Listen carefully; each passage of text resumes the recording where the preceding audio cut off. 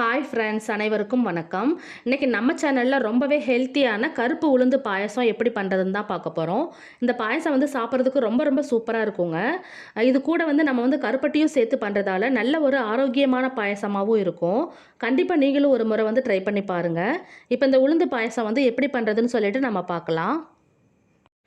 இப்போ நம்ம உளுந்தை வறுத்து எடுக்க போகிறோம். அதுக்கு ஒரு கடாய் எடுத்து வச்சுக்கலாம். இப்போ நான் இதில் இந்த கப்பில் 3/4 கப் அளவுக்கு கருப்பு உடைச்ச உளுந்து எடுத்துருக்கேங்க. இப்போ இந்த உளுந்தை நம்ம நல்லா வறுத்து எடுத்துக்கலாம். இந்த உளுந்து நல்லா செவந்து வர வரைக்கும் நம்ம நல்லா வறுத்துக்கணுங்க. ஒரு 2 நிமிஷம் நம்ம வறுத்தோம் அப்படின்னாலே நல்லா வறுபட்டுரும்.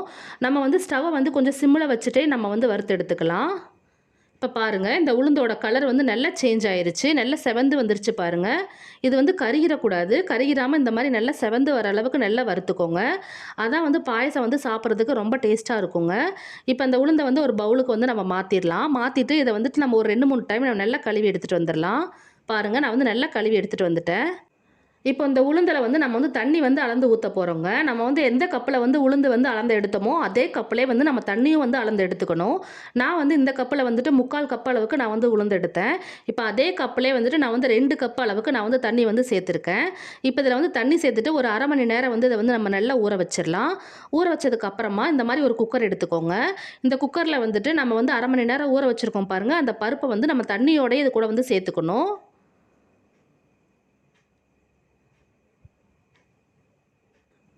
பாருங்கள், சேர்த்தாச்சு. இப்போ நம்ம இதை மூடி வச்சுட்டு ஒரு 4 விசில் விட்டு எடுத்தோம் அப்படின்னா இந்த பருப்பு நல்லா வெந்துருங்க.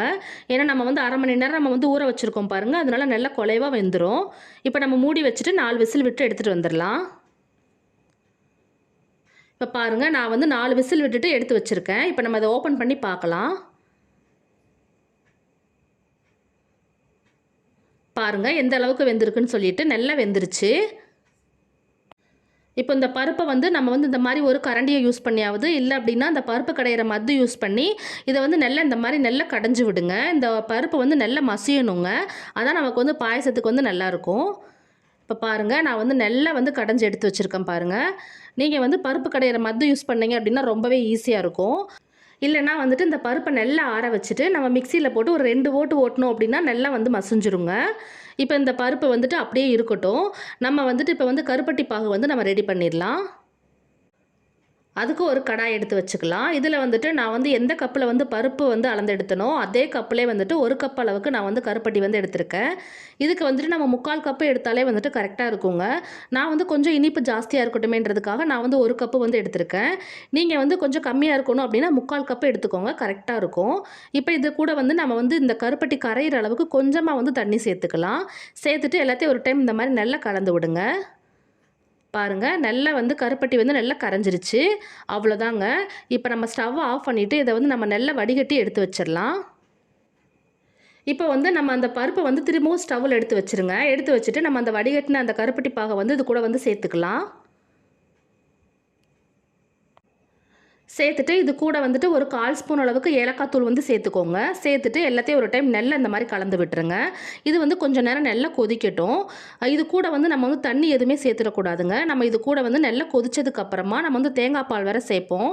அதனால இது கரெக்டாக இருக்கும். இப்போ பாருங்கள், நல்லா கொதிக்க ஸ்டார்ட் ஆயிருச்சு. இந்த மாதிரி கொதிக்க ஸ்டார்ட் ஆனதுக்கப்புறமா நம்ம இது கூட 1 கப் அளவுக்கு நல்லா திக்கான தேங்காய் பால் நான் சேர்த்துருக்கேன். நான் எந்த கப்பில் பருப்பு அளந்து எடுத்தனோ அதே கப்பில் நான் தேங்காய் பால் சேர்த்துருக்கேங்க. சேர்த்துட்டு இதை ரொம்ப நேரமாக நம்ம தேங்காய் பால் சேர்த்ததுக்கப்புறமா கொதிக்க விடக்கூடாது. லைட்டாக ஒரு கொதி வந்ததுக்கப்புறமா நம்ம ஸ்டவ்வை ஆஃப் பண்ணிடலாம். இப்போ பாருங்கள், லைட்டாக கொதிக்க ஸ்டார்ட் ஆயிருச்சு. இந்த மாதிரி நல்லா எல்லாத்தையும் ஒரு டைம் நல்லா கலந்து விட்டுட்டு ஸ்டவ்வை ஆஃப் பண்ணிடுங்க. இப்போ பாருங்கள், நல்லா திக்காகவும் இல்லை, ரொம்ப தண்ணியாகவும் இல்லை, நல்லா கரெக்டாக இருக்குது பார்த்தீங்களா? இந்த அளவுக்கு இருந்துச்சு அப்படின்னா நமக்கு சாப்பிட்றதுக்கு ரொம்ப சூப்பராக இருக்குங்க. இப்போ நம்ம இந்த பாயசத்தை நம்ம எடுத்து வச்சுட்டு இது கூட நம்ம முந்திரி திராட்சையெல்லாம் நம்ம வறுத்து சேர்த்துக்கலாம். அதுக்கு ஒரு கடாய் எடுத்துக்கோங்க.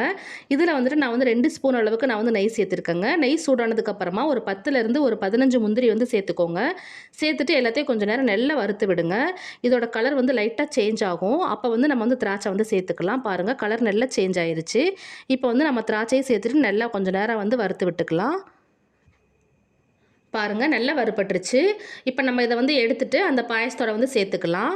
அந்த முந்திரியையும் திராட்சையை மட்டும் நம்ம எடுத்து சேர்த்துக்கோங்க. அந்த நெய் அப்படியே இருக்கட்டும்.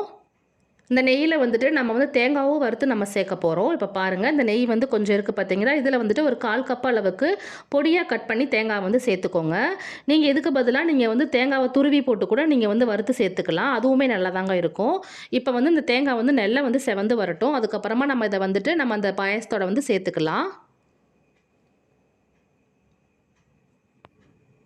பாருங்க நல்லா செவந்துருச்சு.